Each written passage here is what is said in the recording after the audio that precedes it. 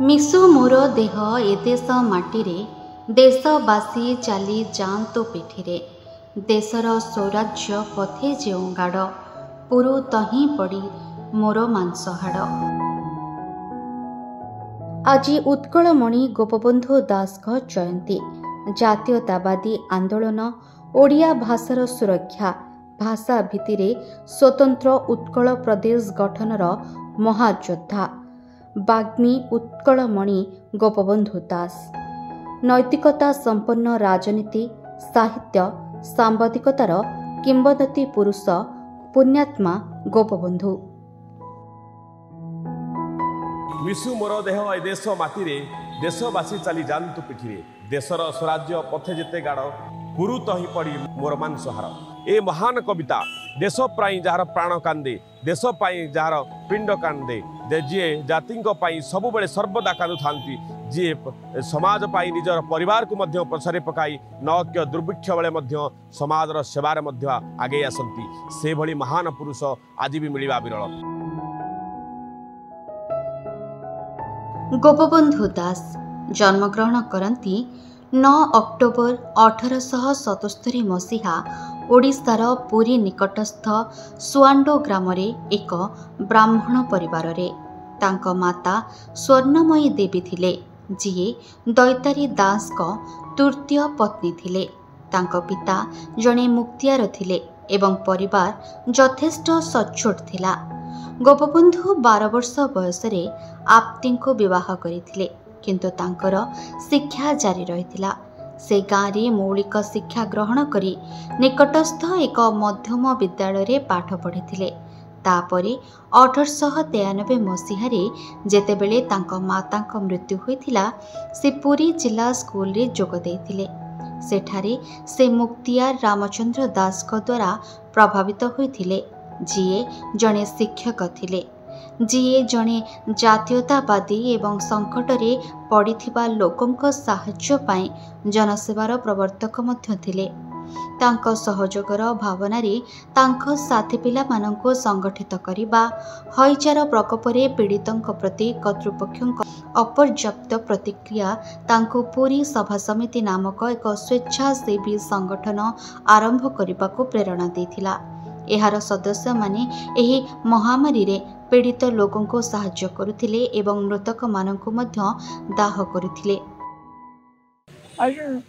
ସବୁଠୁ ଗୁରୁତ୍ୱପୂର୍ଣ୍ଣ କଥା ହେଉଛି ଜାତି ପାଇଁ ସେ ଯେଉଁ ଆଦର୍ଶ ରଖିଯାଇଛନ୍ତି, ସେ ଆଦର୍ଶକୁ ପରବର୍ତ୍ତୀ ପିଢ଼ିର ଲୋକ କିଛି ଯେ ଜୀବନରେ ପ୍ରୟୋଗ କରନ୍ତି, ତାହେଲେ ତାଙ୍କ ପ୍ରତି ଯଥାର୍ଥ ଶ୍ରଦ୍ଧା ହେବ।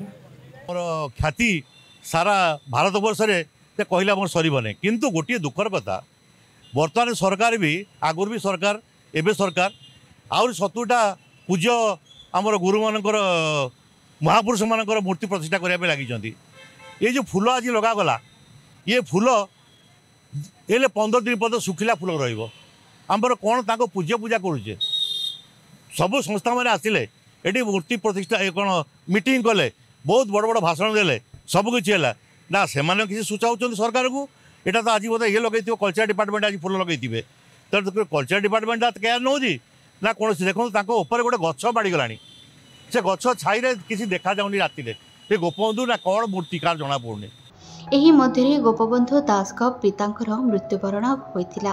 ପରେ ସେ କଟକର ରେଭେନ୍ସା କଲେଜରୁ ଉନ୍ନୀତ ହୋଇଥିଲେ।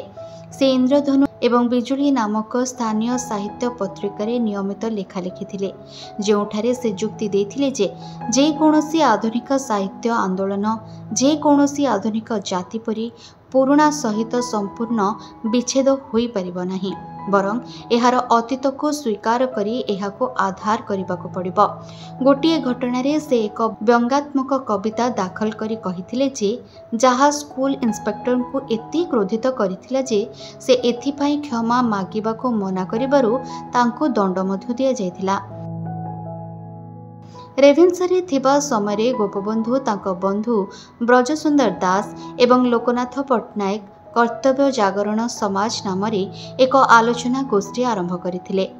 ଯେଉଁଥିରେ ସେମାନେ ସାମାଜିକ ଅର୍ଥନୈତିକ ଏବଂ ରାଜନୈତିକ ସମସ୍ୟା ବିଷୟରେ ବିଚାର କରିଥିଲେ।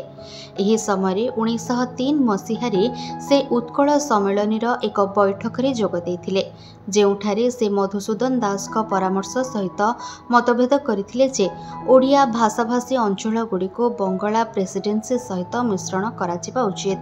ଏହି ବହିର୍ଭୂତ କାର୍ଯ୍ୟକଳାପରେ ବନ୍ୟା ପୀଡ଼ିତଙ୍କୁ ସାହାଯ୍ୟ କରିବା ମଧ୍ୟ ଅନ୍ତର୍ଭୁକ୍ତ ଥିଲା। ତାଙ୍କର ଶିକ୍ଷାଗତ ଅଧ୍ୟୟନ ଉପରେ ଏପରି ପ୍ରଭାବ ପକାଇଥିଲା ଯେ ସେ ତାଙ୍କର ଡିଗ୍ରୀ ପରୀକ୍ଷାରେ ବିଫଳ ହୋଇଥିଲେ। ଗୋପବନ୍ଧୁ ଯଦିଓ ସେ ଦ୍ୱିତୀୟ ପ୍ରୟାସରେ BA ହାସଲ କରିଥିଲେ, ରେଭେନ୍ସାରେ ଥିବା ସମୟରେ ତାଙ୍କର ନବଜାତ ପୁଅର ମୃତ୍ୟୁ ହୋଇଥିଲା।